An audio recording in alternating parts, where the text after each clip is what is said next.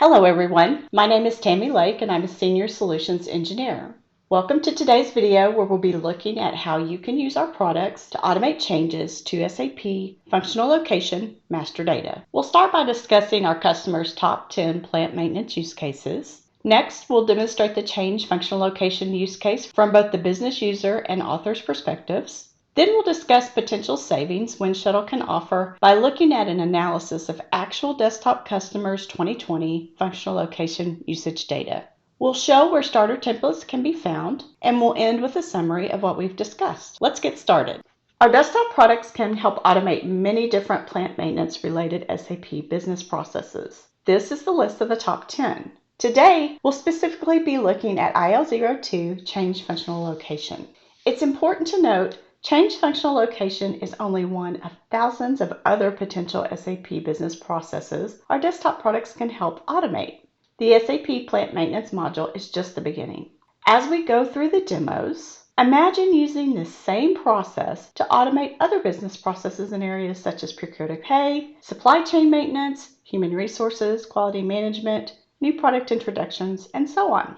Our products can help automate business processes involving both master and transactional data. For example, in 1 year, our desktop customers use our products to automate 4,000 different SAP transactions. To create or update data in SAP, you may be required to open many different screens for each record. Imagine being able to create or update that same data in one Excel sheet using your SAP credentials. Now, take those time savings and add on the ability to create or update multiple records from that same Excel sheet. The time savings exponentially increase. On top of that, imagine being able to look up SAP data and validate the entire file before uploading to SAP. With Excel templates, business users see only the fields required for the current business process. Business authors create SAP data upload and download scripts using our desktop products. Business runners use these scripts to interact with SAP for data uploads using transaction scripts, data extracts using query scripts, and SAP BAPIs using scripts created with Direct. The scripts are published inside Excel templates where business runners can access them from a drop-down menu. In today's video, we will see examples of how business runners interact with transaction and query scripts in Excel, and an example of how a business author creates a transaction script. In our first demo, we're going to see the SAP interactions from the business runner's perspective. We'll download data live from SAP, make changes to the data, and then upload the changes back into SAP from one Excel sheet. During the process, we'll look into valid SAP values, validate the data before we try to upload, show how errors are reported and reprocessed, and finally, upload the changes back into SAP. Let's see it in action. As I mentioned earlier, business runners interact with scripts and SAP right from Excel. So as you can see, we have our own studio ribbon. We are logged onto Winshuttle here, and we're also logged onto SAP using our SAP credentials. What that means is we won't be able to do anything in SAP that we don't have authorization to do because we are using our credentials. We also mentioned that you can access scripts from a drop-down. So here's our drop-down, and we can do a couple things in this particular workbook. We can download data or we can upload. So I'm going to download first using a query script. And you'll notice that the ribbon will change based on whether you're using an upload or a download script. So I'm going to download and click Run. And you have criteria in here, and in this particular example, we are pulling the functional locations from column A. So whatever the user entered in column A is the functional locations that we'll be looking at. So I'll leave the rest the same, click OK. And now the query is going to download data from multiple screens into our spreadsheet. And we have a status bar that tells us what's going on along the way. Right now it's reading data, then it's going to write data down into Excel, starting on the row we identified in the columns we identified. You'll also notice we can see what SAP system we pulled from, who pulled from it, how many records were extracted, the date, time, and how long the execution took. And if we scroll out to the right, you can see that we're pulling from different screens, for example, general data, location, organization, structure, etc. And we're only pulling the fields that are applicable for this business process. On the left here, you can see that we've got run log and validate log. These columns will contain log information from SAP. Let's say I want to make some changes to my data now. So I am going to change from a download script to an upload script. And once again, you'll notice that the ribbon changes based on what I have. And let's say I need to look up some values in SAP. For example, I can click on any of these values in acquisition currency and then click on look up values. And that's going to go live into SAP and pull up the valid values for acquisition currency. I can make a change or leave it the same, and I'm just going to leave it to the same in this case. So in today's example, I want to change the planner group. And let's just make a couple changes to some of these. And I'm going to build in an error on this last one just to show you what happens there. So I've made a few changes and now I want to upload that data back into SAP. Before I upload the data, I want to validate that it's correct. What that's going to do, and let me go up here and click validate, that's going to look at your data and see if it sees any errors. If it finds an error, it will report it on the row where the error occurred. For example, we built that error in on that last row and it's saying that the planner group is longer than the screen field. So let's go over to planner group and fix our error. And come back over so we can see our log column. We only have 8 records on this particular example, but you could have thousands of rows and maybe just 10 errors in your data, for example, that you fixed. You don't have to go back and validate every single row. I can now do validate only error rows. That's going to take the error rows and see if the errors have been resolved. And if they are, hopefully we will get a green message back saying success. And sure enough, we fixed our errors. Now all of the data was validated against SAP. It looks good.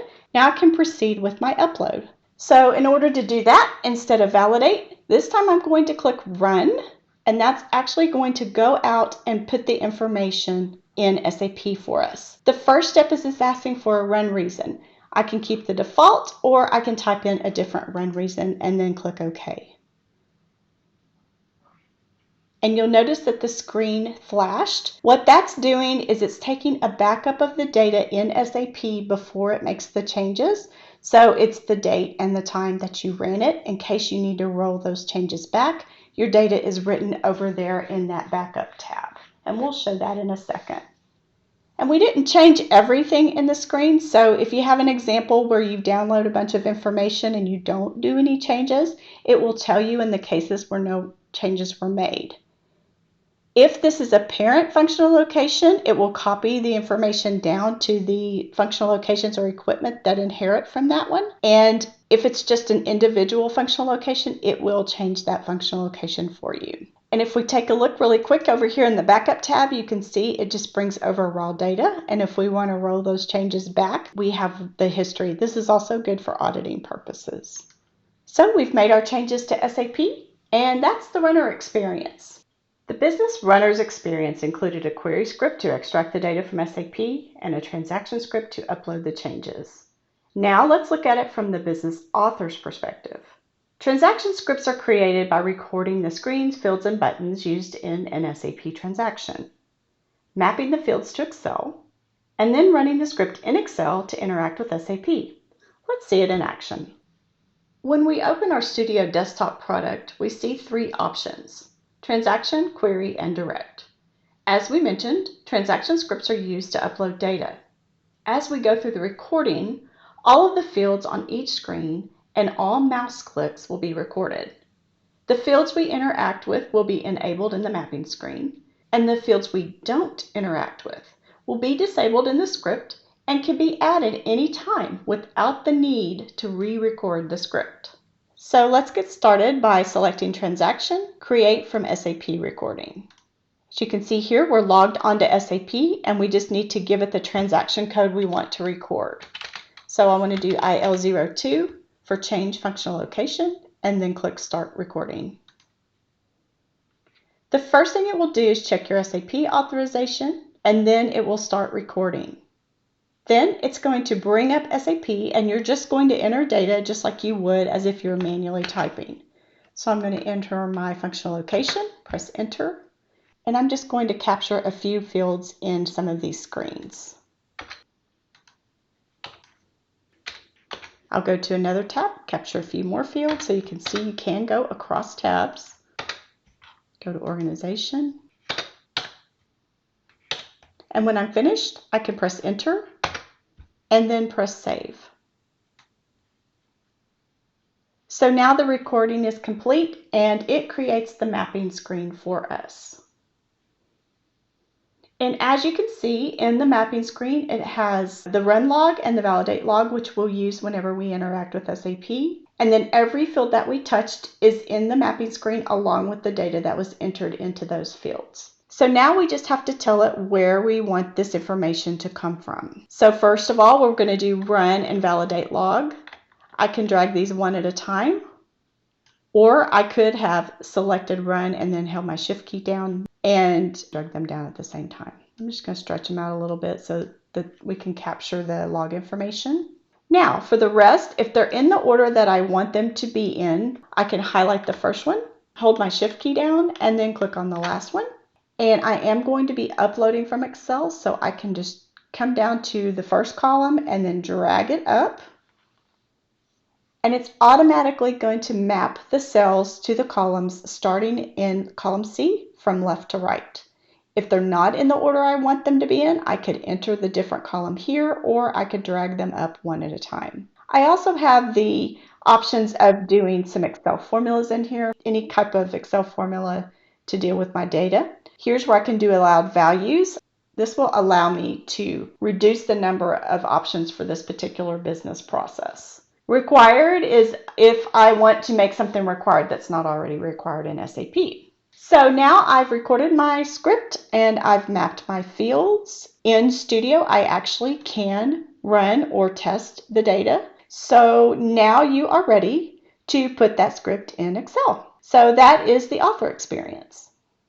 As you can imagine, having the ability to mass upload data versus manually entering data into multiple screens in SAP can result in significant time savings. This table shows the total records uploaded in days saved for functional location transactions used by our desktop customers in the year 2020. When you factor in additional value added from the business runner's perspectives for things such as extracting data live from SAP already in the format required, being able to look up and limit allowed values from within Excel, validating the data against SAP before uploading, and from a business author's perspective for things such as being able to create SAP interaction scripts without requiring technical programming knowledge, the value our products offer is so much more than just data entry time saved. There are still a lot of automation possibilities relating to functional locations, such as creating new functional locations and creating and maintaining other functional location related data such as partners, characteristics, equipment, measuring points and counters, notifications, and work orders. If you want to take business process automation to the next level, we also offer the abilities to centrally administer, schedule, and execute processes using our Studio Manager and Evolve products. In addition, with Evolve, workflows can be created to automatically route Excel files to multiple participants for data collection, review, or approval. Automated routing can be conditional and/or tasks can be assigned to individual users or multiple users at the same time. With Evolve Workflows, business authors also have the option to provide user-friendly web forms instead of Excel to collect data. Role-based form views automatically routed using workflows means users are automatically assigned tasks at the right time using the role-based views designed with them in mind. Workflow automation also provides full process status visibility for both current as well as completed workflows. The community site was created for our customers to find and share examples of Excel templates and starter scripts, tap into expertise of other Winshuttle users across the industry, geography, and SAP business processes, access online training, and show off your SAP and Winshuttle expertise by earning badges for contributing to the community. Visit winshuttle.com for more information. We would love to continue the conversation. Our first goal is to listen to learn and understand your business process automation challenges. We encourage you to reach out to us using winshuttle.com/contact-us or send an email to sales@winshuttle.com. Thank you for taking the time to watch today. We hope to hear from you soon.